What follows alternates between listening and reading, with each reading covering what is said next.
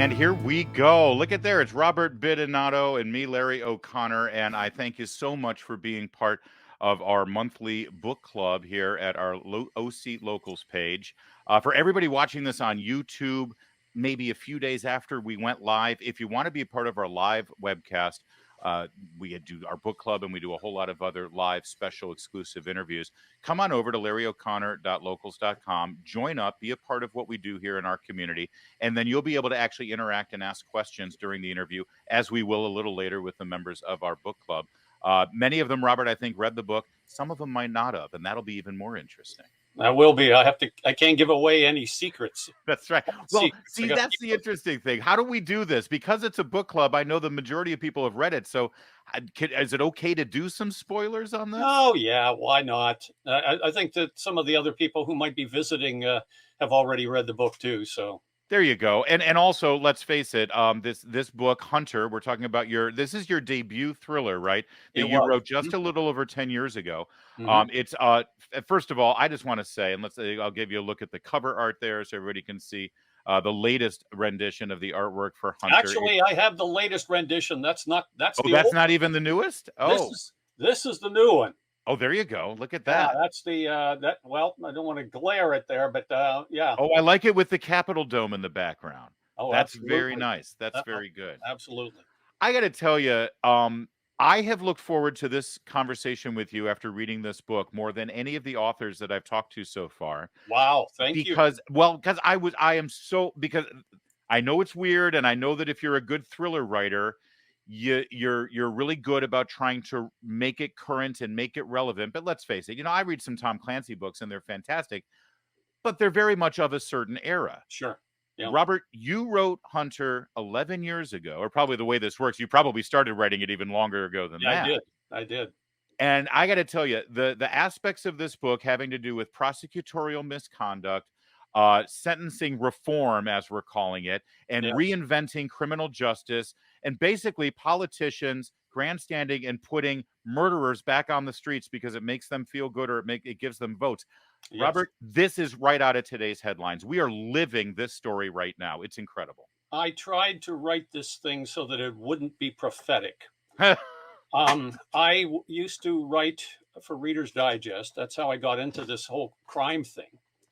I used to write crime investigative reports for Reader's Digest. Okay. One of the seminal ones, the one that put me on the map originally, was the one that was in the 1988 campaign, came out in July 88. It's called Getting Away with Murder. As a matter of fact, I got a copy of the old Reader's Digest that had it in there. And that one is the one that made prison furloughs, and the name, we called him William R. Horton Jr. We were very discreet about that, but Lee Atwater decided to nickname him Willie. So it was Willie Horton. And that's the article that made Willie Horton famous and got me kicked off of Michael Dukakis's Christmas card list. That's amazing. Yeah.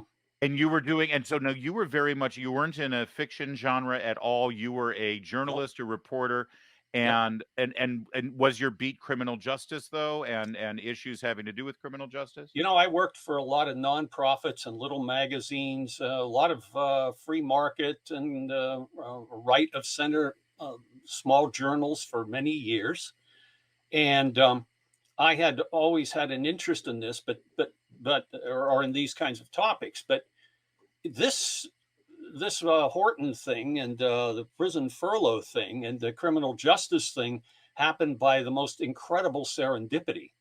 I was writing for a little magazine, and I started working on this thing about the Massachusetts prison furlough system when an AP story came out in November of 1987, and it was forwarded to me by the editor of the magazine. So I started drafting this thing up, and then all of a sudden in December, the publisher of the magazine said, I can't continue the magazine. It's not really taking off. So I was left with this article and no place to go with it. And I pitched my then editor at Reader's Digest, a fellow by the name of Howard Dickman.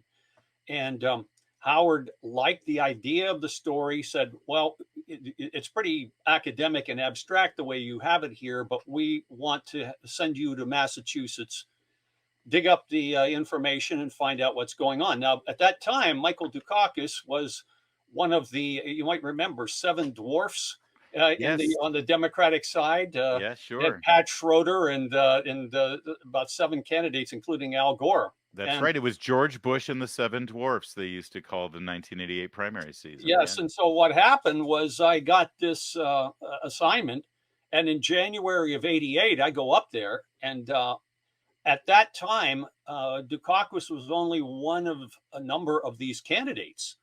But by the time I finished drafting the article in March, at the end of March of '88, he had become the Democratic frontrunner. And when the editors, I was a nobody on their staff really, when they got this article in, they went crazy, and Yeah, I they bet. flew me up there, and we had a big powwow about how this was to be handled. And they wanted to put it in the July issue of the magazine, which is the first available slot. And it turned out to have an astonishing impact on Yeah. the election, Oh, as it sure did. all of the books about the election of '88 will say. It's interesting if I remember right, and the mythology is written and everything. There were shock.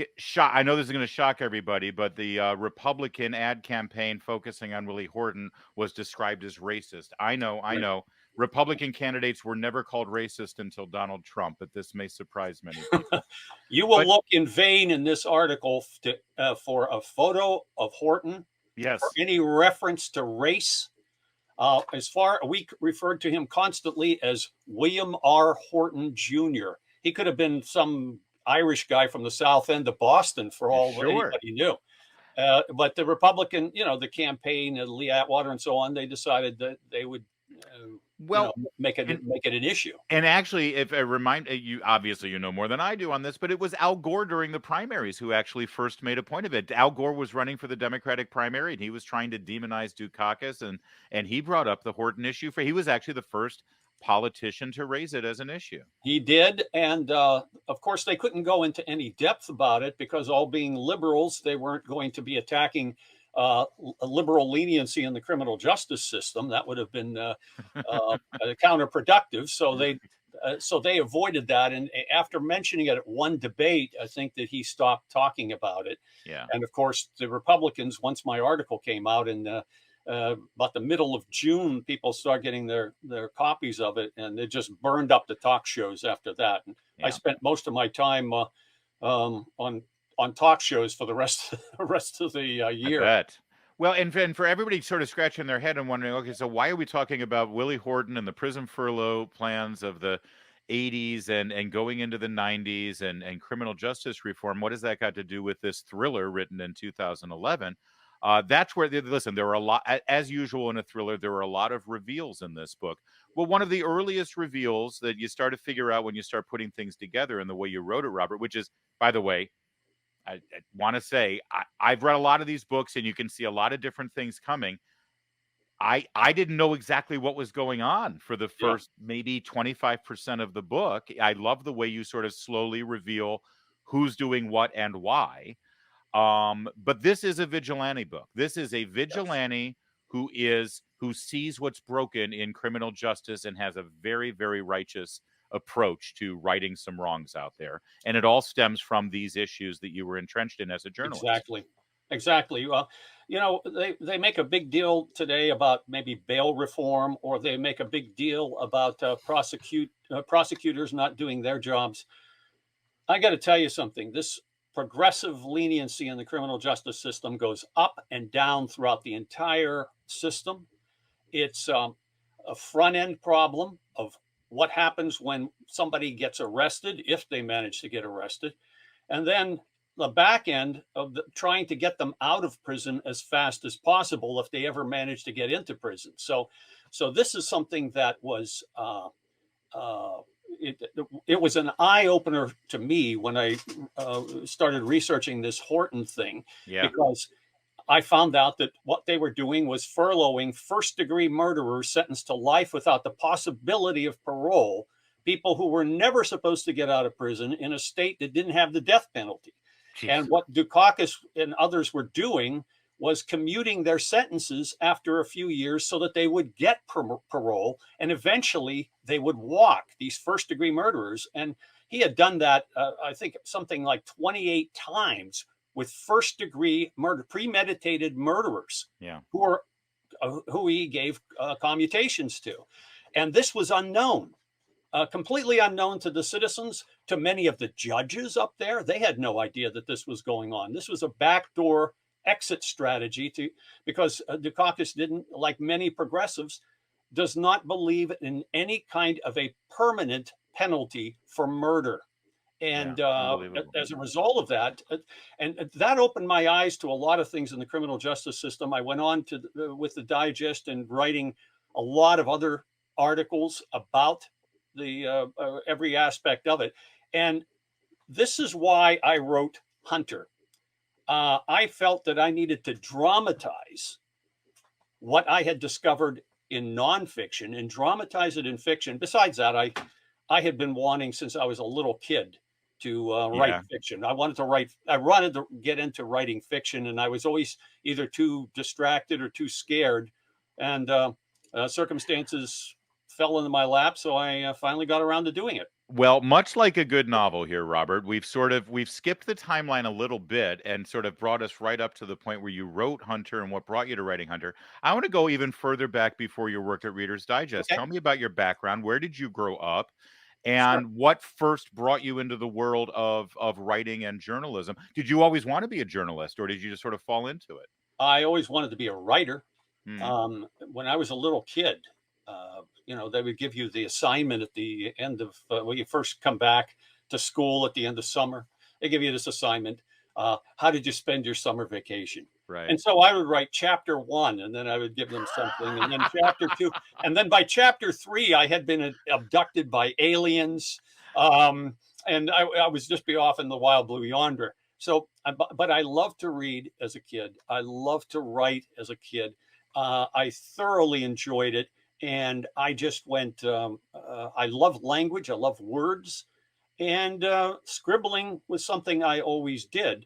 And I remember when I was probably in junior high school, they said, "What are you going to do eventually? Have any ideas?" And many kids did not. I knew exactly what I wanted to do. I wanted to be a writer, but I didn't know what that meant. Huh. I didn't know what kind of a writer or anything, and I banged around for a long time after school trying to figure out exactly how to make a living at this gig. But I And was born in what? To answer your question, I was born in Western Pennsylvania, okay. blue collar family, people who lived through the Depression. My parents and the World War II. My parents met after World War II, and I was the black sheep in the family because I was so completely different from the rest of the rest of my clan. I also see in your background, you were the editor in chief of the New Individualist. This was from the Atlas Society. You Yes, worked at the Objectivist. There's a whole lot of Ayn Rand going on here. Is there there a was. major libertarian philosophical streak there? Yes, back in the day, I worked for an organization that it's called currently the Atlas Society. It had several different names, but I became in I think around the mid 2000s. I became editor of their magazine, The New Individualist, Huh. and I was very proud of my stint of work there for about 3 years. I won a national magazine award for the work that I had done in the magazine, and I felt very proud of it. But when I parted company with that organization and the magazine, uh, that was around 2008 or so, and that's when I, of course, had to look around for what else a guy who was pushing 60 was going to do in the middle of the worst recession since the Great Depression. Boy. And I knew that I would be first on the list of everybody's hires, and so I decided, well, I was always wanting to write fiction, um, and we're living now on our savings, my wife and I, and she had had some career setbacks herself. So I said, we need a Hail Mary pass. And I know how hard it is to make a go as a novelist. And I know that a first time novelist is supposed to fail. Hmm. And but this was a complete Hail Mary pass. I had no other options that were plausible in front of me. And so I dug back into old notes about this character in my mind, this vigilante character, and I put this thing together and I published it in June of 2011. And damned if it didn't go on to become a bestseller. And that Amazing. was not supposed to happen. Not at the age of Providential. 62. That is, and maybe you've answered the question. Jennifer R., a member of our locals community and our book club, asked, when you Mhm. say circumstances fell into your lap, allowing you to write the book, what do you mean? Is that what that's what you mean by circumstances? 62 years Circumstances old?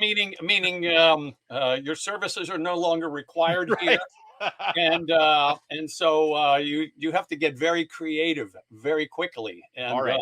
So and then now that yeah. I need you to paint the scene where you go to your loving, loyal, wonderful wife of how many decades at 62 years old on the brink of retirement, but having a maybe not quite ready. And you say, honey, I've got a plan. How'd I have that to go?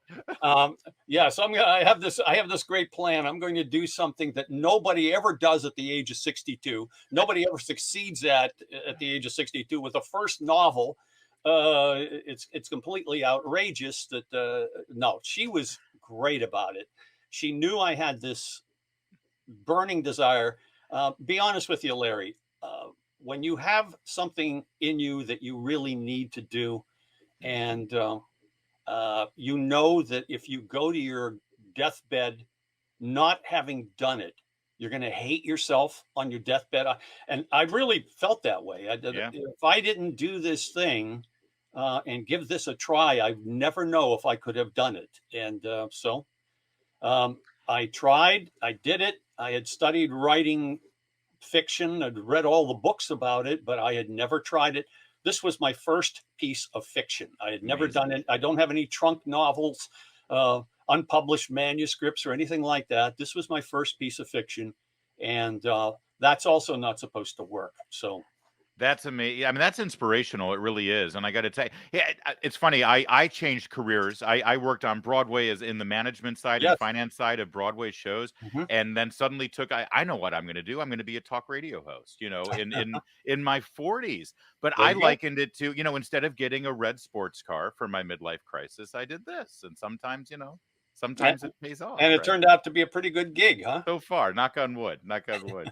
So let's go to the book then again, and let's get into some of the Sure. details of the book. Like I said, it really got me twisting and turning right at the beginning, and I wasn't sure what was going on because it very much begins, and clearly this was deliberate, Robert, but Yeah. it begins like a good sort of Cold War spy story where you've got a mole in the intelligence community and they Right. catch him and they take him to a safe house and then he's assassinated, he's Right. killed, and clearly we're now dealing with international intrigue, and boy did I get whiplash when we Um, ended up where we ended up. you're not the only one, because you've got this spy thing going on the one side, that starts out in the first number of chapters, and then all of a sudden you got a totally different direction where a couple of people in the spy agency have some private issues where a woman who is a friend of the heroine of the book, Hmm. who's in the CIA, their colleagues, suddenly her husband dies by taking his own life, and the reason he did that was because of a horrific crime against them that had taken Yeah. place 2 years before. Yeah. And so now you're in a crime thriller. Now you're in this crime mystery and thriller, and you're saying, "Well, wait a minute. I was just in this spy thing, and now we're in this crime thing."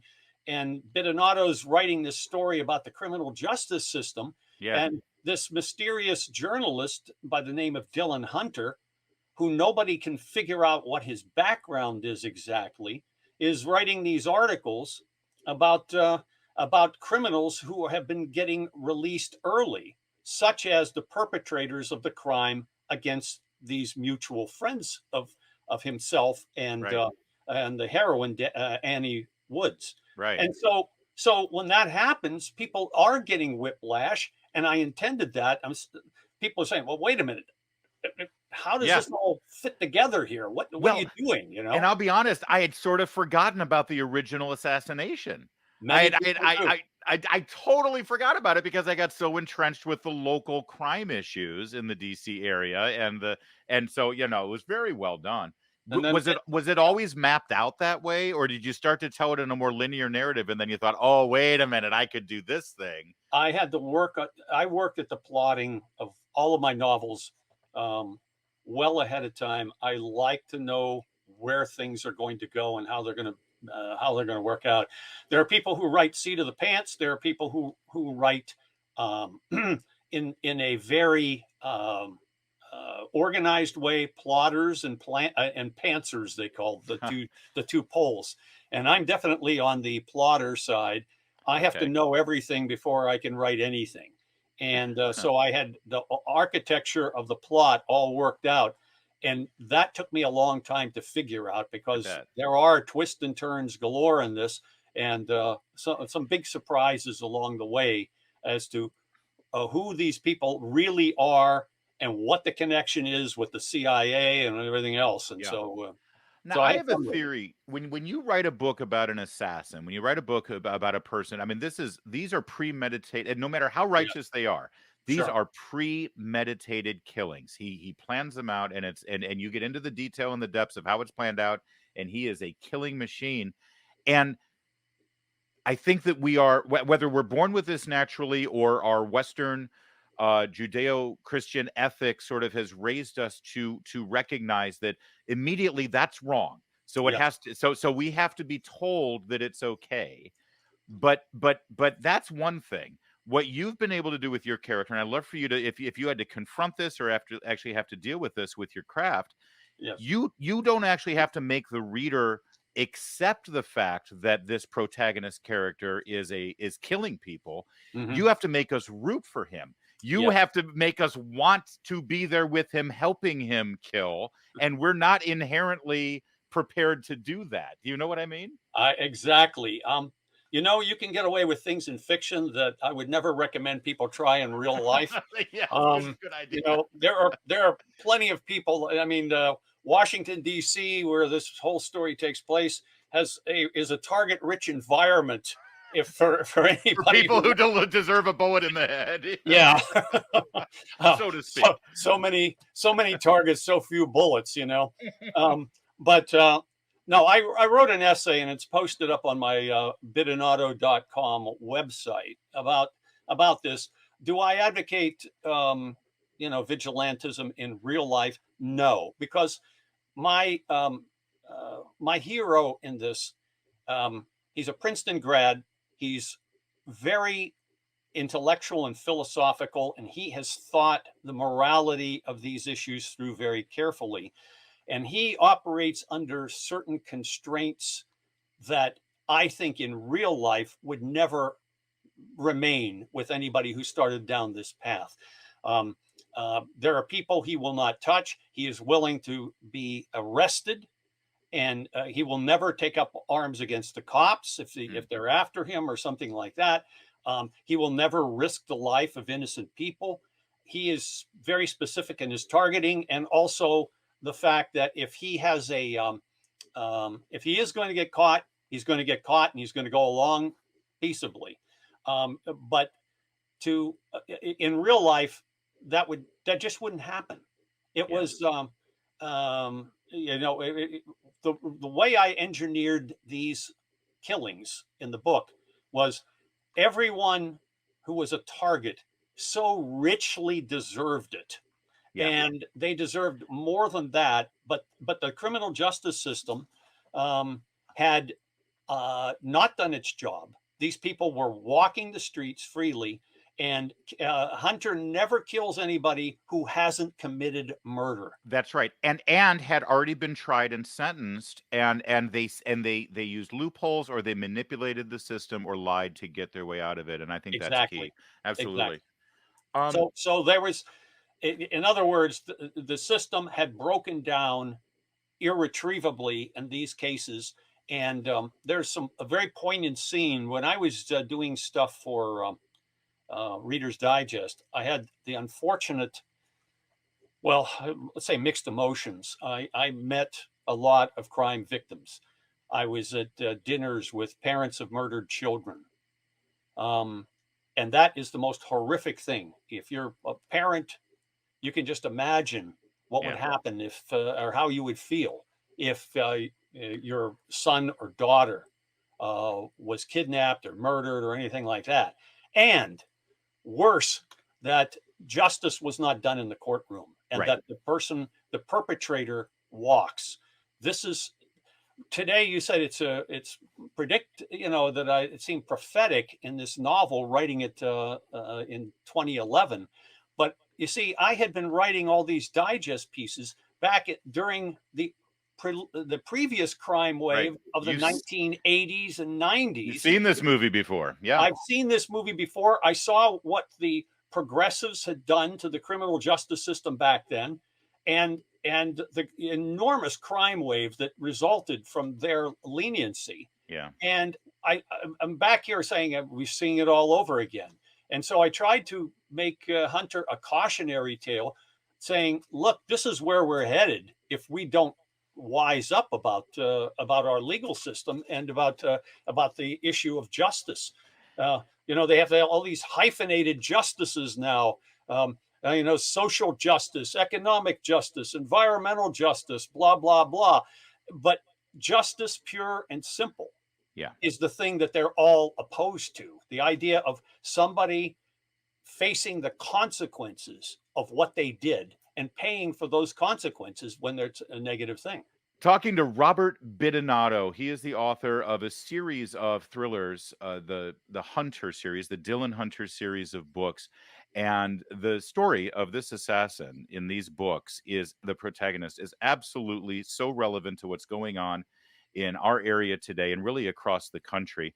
Robert, it's great to talk with you. And by the way, I love the fact that you sort of have a story arc here about the failure of our criminal justice system in Yep, America, because you first hit the scene way back in the late 80s with the Willie Horton story, with the that's right. ridiculous nature of the furlough under Mike Dukakis, which of course became a huge presidential issue.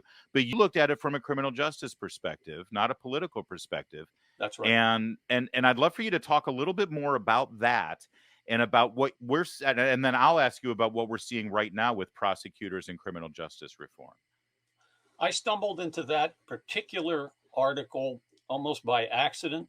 I was given a newspaper clipping, an AP clipping back in November of 1988 about what was going on in Massachusetts. And it was a huge controversy. I mean, front page news in Massachusetts for months, where it was discovered that first degree murderers were premeditated murderers sentenced to life without the possibility of parole were having their sentences commuted so that they would be eligible for parole. And then Yeah. they were sent out on weekend passes from prison. And the idea was, if these guys didn't go out and commit other crimes, at least nobody knew about them, or if they always came back after the weekend pass, that eventually they would become eligible for a commutation from the governor and they would walk.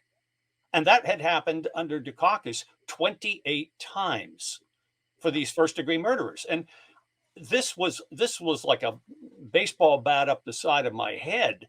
I had no idea this sort of thing was going on, and neither did the people in the Commonwealth of Massachusetts. Well, and And it's happening all over the country, these kinds of things. And that yeah. was what got me into this. And Robert, this was you delved into this. You reported it at the time as an investigative journalist. Now you're a novelist, but at the time, your research showed that this was very much a premeditated progressive agenda. They did not like the criminal justice system the way it was set, and rather than go to the legislature and change the laws or do whatever, they would just put people in place who were able to find these loopholes, right? And basically sort of subvert the system and the statutes that were on the books.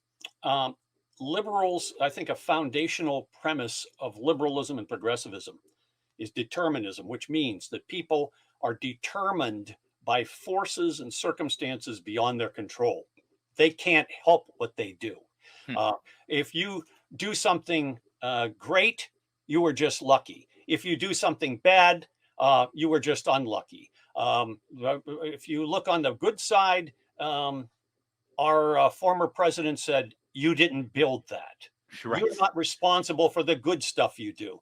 On the other hand, if you do something terrible, you couldn't help that. And Yeah, this is yeah. the foundational premise that you find across the board in policy after policy on the left.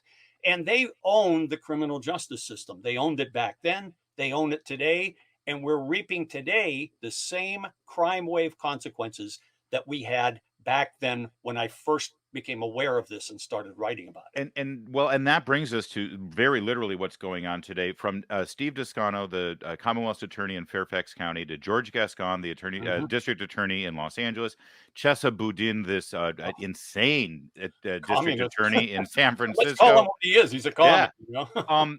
But see, now it's a little bit, it's even more nefarious because and I know whenever you raise the name of George Soros, you get yelled at, but Yeah. I'm sorry, it's just a fact. He has these foundations that he's funded, and these foundations, they put the money into Mhm. these campaigns for the sole purpose. They literally ignore the law. And now in the DC area, in Fairfax County and Loudoun County, Virginia, they're dealing with the circumstances here where criminals are not being prosecuted. Cops are doing the hard work of arresting them, That's and right. they're just walking. They're not being prosecuted.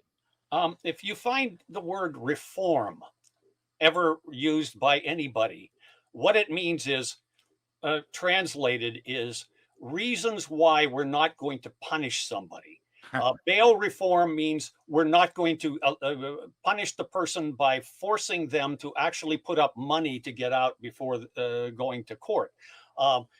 Criminal justice reform means let's send as few people as possible into the prison system, and then let's get them out as fast as we possibly can. Yeah. Reform applied to the law invariably means that. Why? Because they honestly believe that people are billiard balls kicked around by circumstance, and they are not responsible for what they do.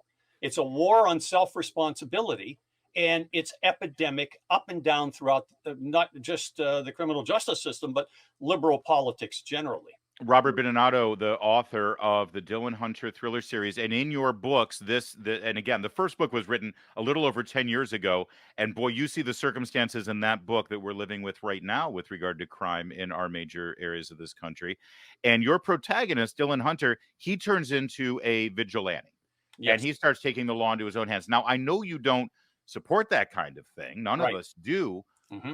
but as a reader, it's impossible not to get it, Yes. to understand it, and frankly even be in support of it. Are we in danger of that sort of climate right now, do you think? I tell you, it scares the crap out of me because you look at the things like the Kyle Rittenhouse case. Yes. You've got cases where people their push has come to shove now, and what are people supposed to do? Are they supposed to roll over and play dead? Are they supposed to, when you've got mobs walking into stores and walking out with people's hard-earned inventories? When you Hmm. got people pushing people into the paths of subway cars in New York City, and what happens to them? They're out on bail or no bail, before the ink is dry on their arrest records. Robert, we just had a murder this week in Washington, D.C. A guy Mhm. carjacked a car, got into the car, and then drove over the owner of the car, killing him. Yes, The mayor of the District of Columbia just said in an interview, I'm sure that that person didn't intend to kill they couldn't the help it. victim. Yeah, it's all accidents. Everything that happens in the world is accident, except if you happen to be, by the way, on the political right. Yes. That's the only evil. You're Oh, yeah, yeah. responsible for you're responsible for that. But Well, eh, um, so if, so I mean, given that, I mean, mhm, let's talk about the political equation in this because again, you were the guy who was the journalist who researched the what ended up being the Willie Horton story. That ended up in many people's eyes as a game changer in a presidential election. I wonder now, it almost seems quaint here 30 years later. Would a Willie Horton story shock the conscience of Americans today? And could it turn an election now? Or have we become so numb to this now? Do we feel so powerless that we just shrug and expect our system to let us down? that's a great question, and I I don't know the answer to it. Hmm. People, I think, have been, as you said, beaten down. They're coming to expect injustice. And I think the solace that they get from a character like mine, and he's not the first vigilante character in literature. These go back to the Ronin and Knights Errant. And, you go back into history. And today, one of the most popular things on TV right now is that new series, Reacher. Reacher, absolutely. Yeah, I was thinking of Reacher when I saw it. right. Yeah, It's this is a timeless character, and what he represents, and what my Dylan Hunter character represents in the novel Hunter and the follow-up novels. What what these characters represent is an archetype of justice in an unjust world. Look, people are scared right now. People also feel impotent to change anything. They feel like they're doormats. They feel like they're cannon fodder for all of these crazy political experiments. And they feel completely helpless. yeah, And what these stories do, and what these vigilante characters do, is that they give them in fiction a kind of catharsis. They give them a character that they can root for, if only in fantasy. And the importance of it, it's not just frivolous. The yeah, importance of it is to keep alive the interest in and the spirit of justice. Because if you didn't have those kinds of characters, then everyone would become cynical. Everyone would say there's no model for us to follow. There is no justice in the world. We just have to sit and take everything. yeah. Yeah, well So said. And I have to say, there's something incredibly cathartic and satisfying reading your books. It's a great escape. These books are supposed to be escapes. Anyone who knows me knows that I love thrillers. I love these stories. I love these books, and because it's an escape, but it's not a complete escape because the best ones are rooted in what's going on in our world today. That's right, what makes it so satisfying. So if you're frustrated about criminal justice in our country right now, if you feel like your elected representatives are not actually applying the law properly and fairly, you will get something out of the Hunter series of books. I've only read the first one, Hunter. There's two more. Is there going to be a fourth? Have you already oh, closed the arc? I've got a bunch of others mapped out. Like I said, there's so many targets out there. Washington, D.C. is a target-rich environment for Yeah. anybody who's crusading for justice. But the second one is titled Bad Deeds. The third one, Winner Takes All. The second one, Bad Deeds, takes on the radical environmentalist movement. And then it Right. goes on from there. He does a sort of his own Sherman's march through Washington and Winner Takes All. And I must say, if you're talking about prophetic and prescient, he also you'll find the Russians and Vladimir Putin in some of these things. Oh So boy. I was a Great. little ahead of the game on that too. So You and Mitt Romney. All right. Well, I'll leave it at that. But I highly recommend these books, and they are incredibly satisfying to read considering what we're dealing with right now. What I'd love to do, Robert, like I said, we've got a bunch of people who want to ask questions, and sure, that's the benefit of being part of our book club here at Locals is they can interact with great authors like you. I do want one more question. Everybody is already asking it, so I will ask it myself. Movies? Have you talked? You mentioned Reacher. The fact that we have these streaming right. platforms now really does open up so many producing opportunities. Have you well, let me ask it this way. When you wrote this, were you already thinking cinematically when you put it together, or because it reads that way? Well, thank you. I think cinematically when I'm writing scenes. I do. Mhm. I think of how this is going to look. But I've had you might say, inquiries of interest here and there over the years. I had a very well placed fellow in Hollywood who shopped the book around years back. And when I say well placed, he was a senior vice president at Paramount and a lot of other things, and uh, now a Hollywood lawyer, an entertainment attorney. He really Okay. liked it and thought it would have wide appeal. That didn't go back then, and then I got an inquiry from Europe, actually, from a very well respected company over there, and that didn't go anywhere. So what I'm doing right now, Larry, is I'm writing my own screenplay, and I'm going to. Okay. Later on this year, I want to shop that around. I have some candidates in mind that I think will go for politically incorrect stuff and might not have problems with some of the perspectives, the controversial perspectives that are in this. It depresses me that that's controversial, what Yeah, is in this book, justice. but I get it. Yeah, it literally is justice.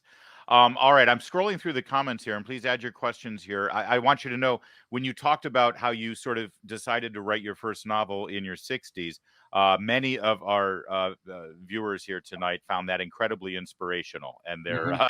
they're very proud of you for that. It gives us all hope, so good for you. 60's the new 30, everybody. That's a There you good go. thing. Jennifer R. Wants to know how many months it took you to write this book from beginning to end. Well, it's interesting. I had ideas about it way back in 2004. I jotted down lots of ideas. Then I stopped. And then around 2008, I picked it up again and started writing more notes. If you're talking about the actual drafting of the book, I started the drafting of the story around, and it really started coming together and gelling for me at the end of 2009. And so I would say from the end of 2009, say December 2009, till when I finally published it, it was about a year and a half. Wow. Okay. Now, I'm a slow writer, unfortunately. I wish I could crank these things out every day, but life tends to get in the way, and I haven't always had the opportunity to just truck along on these things. I've had Were the things. subsequent novels easier or harder or about the same process? The second one was about the same process. It was hard. Huh. The third one, darn near killed me. It Wow. was that one. The number of plots, plots and subplots and things that were going on in that book. It's a tangled weave, Hmm. and it picks up a lot of things from the earlier two books and Oh brings yeah. them to a completion. So what I had is an unintentional trilogy to start out this series with a beginning, a middle, and an end that Oh wasn't cool. planned at all, but it turned out that way, Well, and I'm Tolkien very would be pleased with proud. it. Yeah. Yeah. That's very cool. Okay, this is a typical Larry question, because no one else will ask it. You have very detailed and visually oriented murder scenes. I could see it all happening. Mhm, I could see how it was all laid out. You were mhm. really great at laying out the details and it made it happen. You did the same thing with some pretty vivid love scenes, Yeah. actually, some romance scenes. I know this is a stupid question, but which one's harder? See, to me, I would think it would be harder to write, a sexual entanglement because Yeah. it's harder to convey without suddenly getting into erotica. You know what I mean? Yeah, and I tried to know when to close the bedroom door. Yes. Um, um, Now, Well, personally, I was wanting more, but that's yeah, just there you me. go. Okay, well, uh, I wanted steamy without being, completely. I don't like graphic. Sure. I also tried to keep the gore factor down in the killings too. Yeah. I don't think that people read for that sort of thing, and the people who do should read somebody else or read horror books or something. Here's the problem. Um, I did not intend at the outset when I was working on Hunter to have a very strong Thomas Crown Affair type love Oh, really? plot in it. I Oh, didn't okay. intend that at all. Huh. I thought it was going to be a pretty standard kind of a thriller. Here's what the problem was. I needed to give the hero a really strong conflict, strong emotional conflict. Ah, And that means he had to be up against somebody, and rather than just be up against a bad guy, which is the easy way to do it, I wanted him to be up against something that would tear him apart internally. And when you think about who that would be, well, you think family members or you think a love interest. hmm. And I thought the best way to handle this was a love interest, um, where he and the woman that they're both passionately in love with each other, but they have secrets that they're hiding from each other. And the reader, part of the suspense is the reader says, I really love both of these characters, Yeah. but I'm terrified what's going to happen when the truth comes out and they realize who they really are and what their backgrounds are. And so I thought this would add to the drama and the suspense, and it scared the hell out of me writing a love story. I said this could really go sideways in so many ways. It could be Yeah. really bad. And the idea of trying to make this pull this off, for a guy, at that time I was hitting 60, writing these kinds of this whole romantic subplot, and it's an integral part of the Oh, entire totally. series. It Totally. continues through the series too. Oh, cool. So Good, good, good. Well, it worked. It definitely worked. Sharon wants to know where you got the inspiration for Diffendorfer, Wonk, as Hunter calls him, because she loved that character. Yeah, I feel like we all have a guy like that in our lives who works in our office or a something. nerd, super Yeah. nerd. Well, this is so funny. I knew I wanted somebody who would be a technology expert that he could call upon. And so I thought, okay, I need a guy like that, but I don't know what he's going to look like or who he is or anything that sort. So I got to the scene where he was going to be introduced. And this character just walked into the scene and owned it. He came, I don't know where, maybe I ate some bad pizza the night before or something, but he just materialized. And as I'm writing this, I could visualize him, and I was laughing. I was laughing as I was writing this. He came fully formed, and if you know Wonk, being around 600 pounds, he is fully formed. Yeah. Uh, and I have fun in the subsequent novels, adding some new little twist, some new little eccentricity to the Wonk character Oh, good. every time he appears.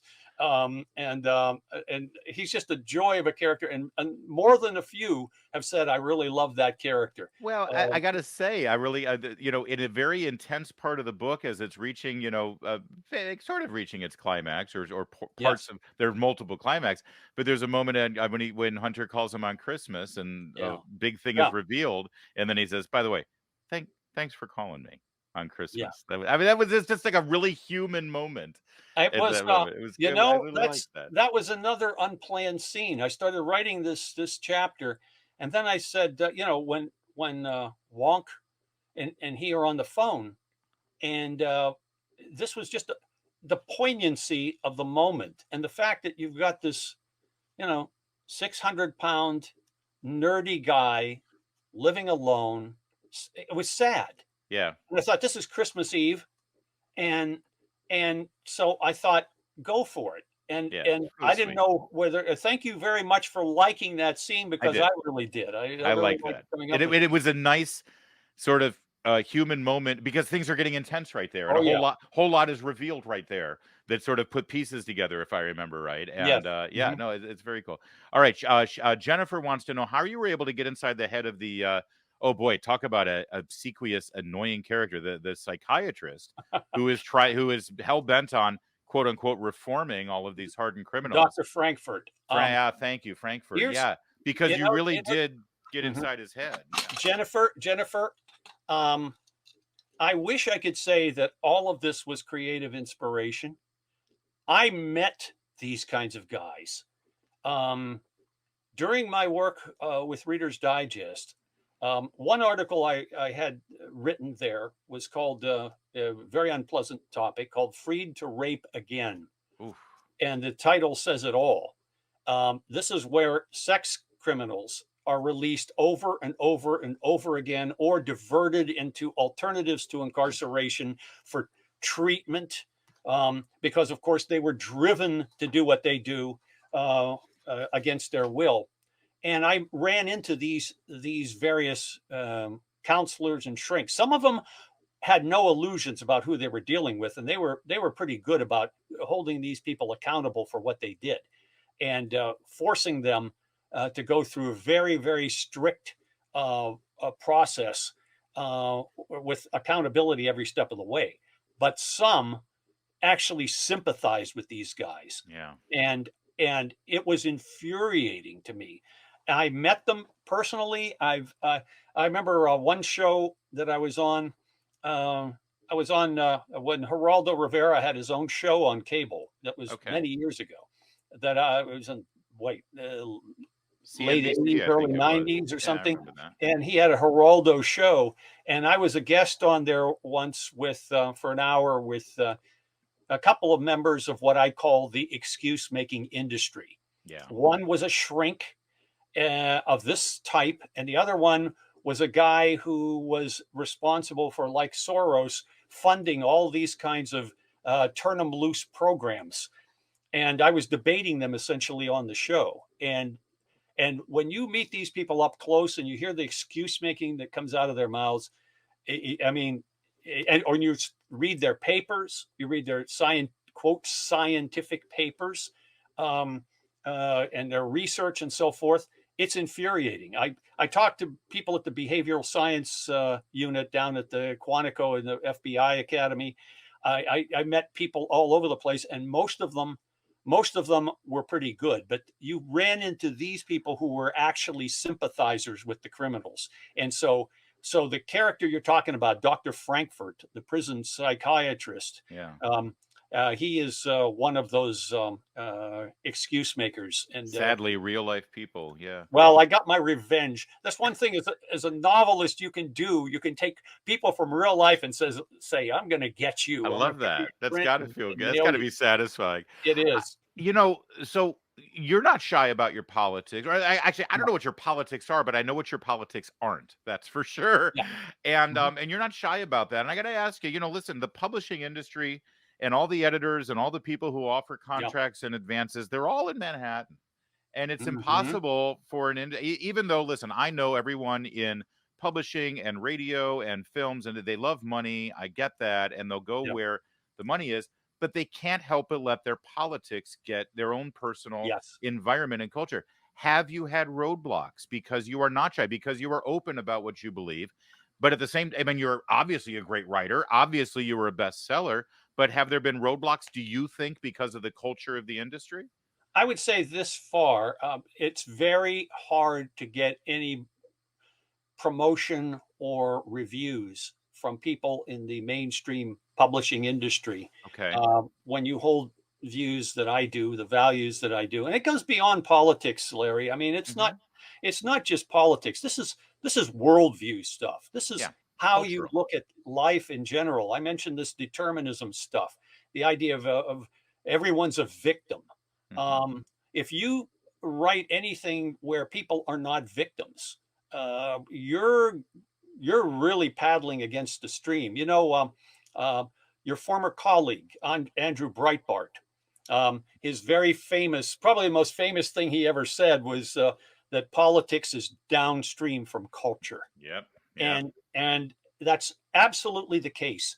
Politics is downstream from culture, and these cultural values that these folks have, this view of human beings, they don't see human beings as individuals. They see them as classes, as races, as groups, as collectives, Marxism. and Yeah. and it's maddening because the one reason that I wanted to go develop my own screenplay and have it independently produced by some people that I have reason to believe would be amenable to it Hmm. is because I know what I'd face if I sent this to Netflix or Amazon or Oh any of the yeah. streamers, or they would be opting out of this. I would never get to first base Yeah. because they're answering to an entire mindset of followers and people in their HR departments. And I would have Yep, to you're change right. the plots entirely, Yeah. change the cast entirely in order to accommodate them. Sharon wants to know if you have any other hobbies when you're not writing. Do you like to cook? We do. We're very into cooking Mm. here in our Well, local. I'm very into eating, so I think we got There you go. synergy here.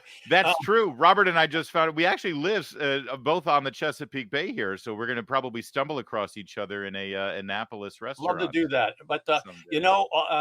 one hobby that I have is well, first of all, I love old movies. I love Turner Classic Movies, and I love Okay. the old things. But I play guitar. I can't say that I'm not.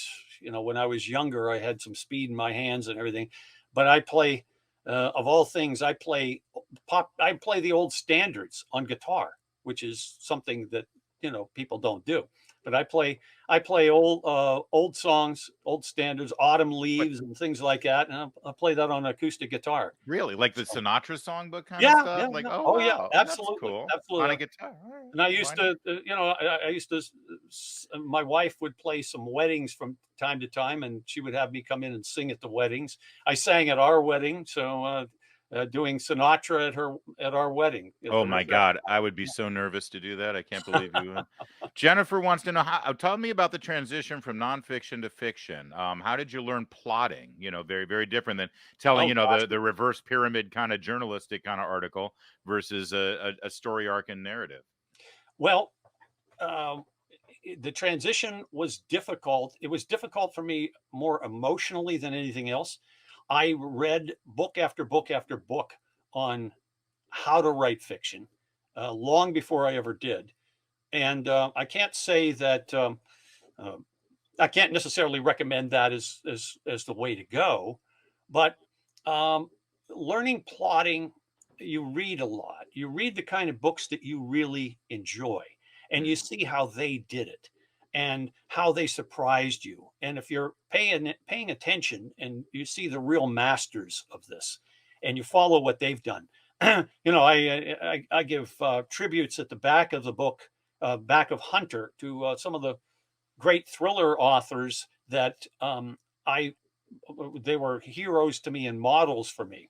mm. The late Vince Flynn, Brad Thor, um, Lee Child. I've met all of them, and by the way, I interviewed them, and their interviews are posted on my website, bidinotto.com. Oh, cool. Uh, but a lot of these people, and you follow what they do and how they do it, and just pay attention, take notes, and after a while, you sort of internalize Yeah. the flow of a story and the structure of a story, and you can get good at it.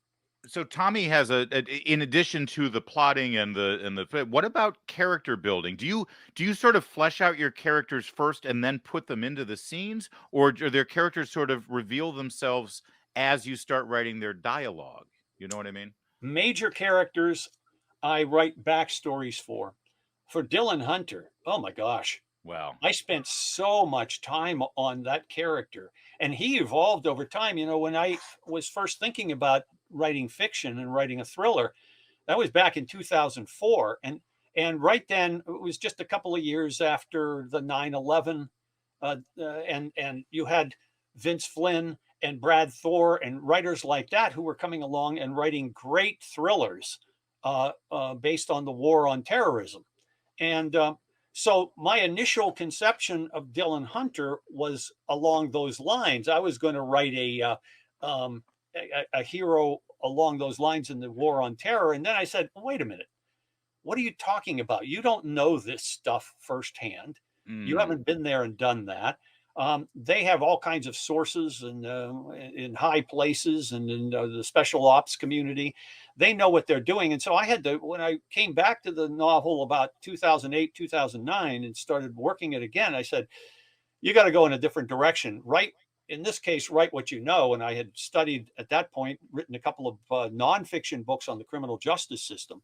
And okay. so what I did is I created this character as a vigilante character, and I set it in the criminal justice field. But his backstory, I had a friend who's a really good novelist. He came by my place once, and he saw my notebooks, and his eyes sort of bugged out and says, I could never write that way. I mean, I am down in the weeds to an OCD level about all of the details that I want to have. But that's with the main characters. There are throwaway characters, secondary characters, and so forth that you don't spend as much time developing, and sometimes they reveal themselves on the page as you're typing. Sharon, by the way, says her husband started to play guitar when he was 60 a few years ago. So he's following in your footsteps. Okay, so is it easier? Do you think it's easier to learn how to play guitar or piano? Not having played piano, I wouldn't know. My Oh, all wife, right. my wife is an outstanding pianist. She's was accompanist for the Queen Anne's Chorale for about 20 years, Oh, and for wow. her All right. church, she worked in her church as a music director and pianist organist. And I don't know how she does what she does. I look at it and I look at her reading this complex sheet music with bass and treble clefs and zillions of notes and Yeah, chords, and she's just going along there it's and doing crazy. it. And I don't know how they do it. So I would say probably easier to play guitar. See, as a singer, I would just look at the bass clef, so I would just play the left There hand, you I go. guess. Yeah. Meredith got us this beautiful vintage restored 1958 piano. Our home is done in sort of a mid-century modern style, and Hmm. it's great, but neither of us play. But our Oh, kids play, so well, that's that good. when they're here, it So feels like it's that. not wasted. No, it's not. Oh, Jeffrey is here finally, and thank you to Jeffrey for hooking us up here, the leader of our book club. Uh, Jeffrey, hi. How are you doing, Jeffrey Jeffrey? is the best, and he wants to know, what books do you like to read when you sit down and want to escape? Is it hard for an author to read other people's work?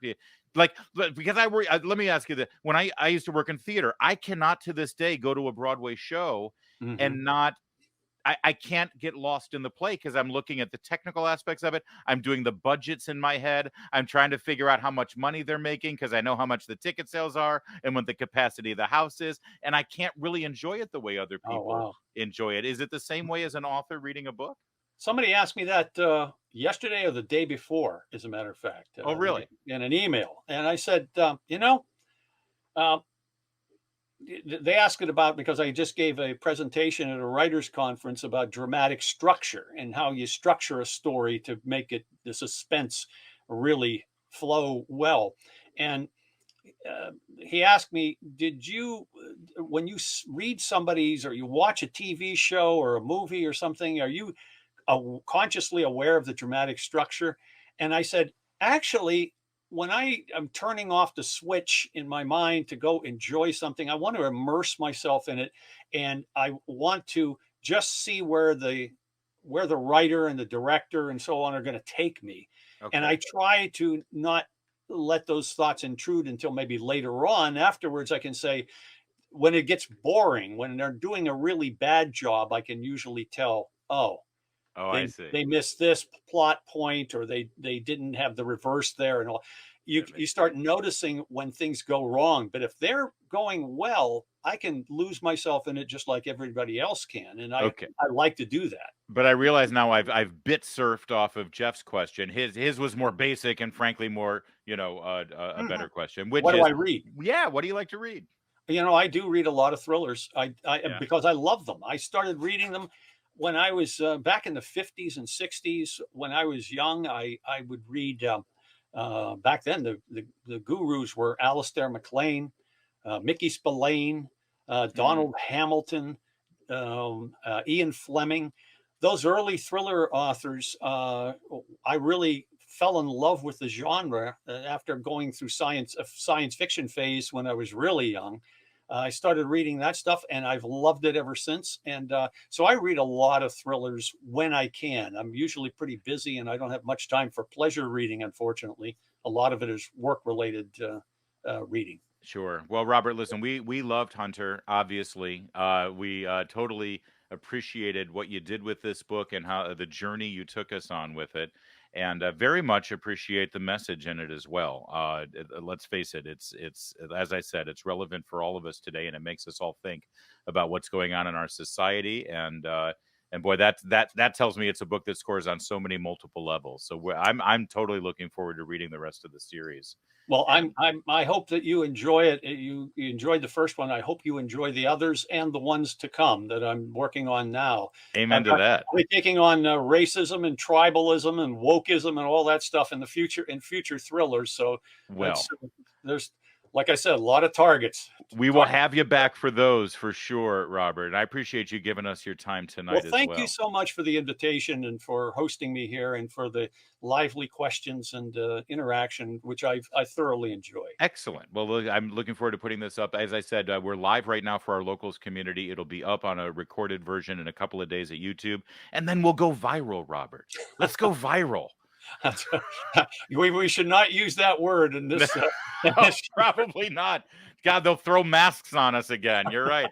All right, Robert. Thank you so much for joining us tonight. I so appreciate Larry, it. thank you so much. I That appreciate was terrific. Thank you it. Thank you. so much. That's Robert Bidinotto, boys and girls. And how great was that? What a great conversation. And great. I want this to be the definitive Robert Bidinotto interview at some point. So make sure you share it when we put it up there. And thank you again, all of you who are watching this, whether you're watching it live right now from our locals community or whether you're watching it later on YouTube. Please share this around. Join our locals community so you can interact with our authors as we continue to do these monthly book club interviews. And it's not just that. We also do every week, we're doing a live stream of some kind, either a long form interview with various people in the media, in the pop culture, in politics. Or we're also next week, I want you to know, because it's March 10th right now as we're doing this. Next week, it's St. Patrick's Day, next Thursday. And guess what we're going to do? We're going to get drunk. We're going to get drunk and we're going to have a live stream St. Patrick's Day. I think, Sarah, are we going to do this as a Zoom? I think we're going to, so you can all join in. We're going to set up a Zoom and we'll stream it straight into YouTube and locals, only for our locals community members. And you can all bring your own drink. And we're just going to have a happy hour St. Patrick's Day drunk fest. And most of us will keep our pants on, but I can't make guarantees. So that's what we're doing next week. But this is the kind of fun that we're doing in our locals community. Last week, we did a live stream honoring Andrew Breitbart's 10th anniversary of his death. Please check that video out. Subscribe, please. Get your notifications on this video. And again, join us at locals so you can be a part of this every day. Thanks again to everybody. And we'll see you next week. And we'll see you at locals every single day. Take care.